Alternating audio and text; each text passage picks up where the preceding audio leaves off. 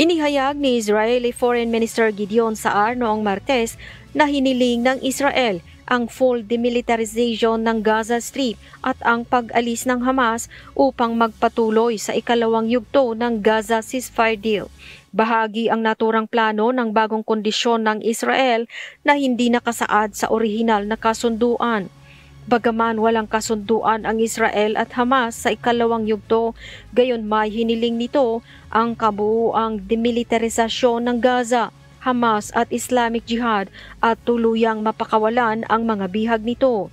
At kung sakaling pumayag ang Hamas sa kondisyon na ito ng Israel, ay agad nitong isasagawa ang ikalawang yugto ng kasunduan.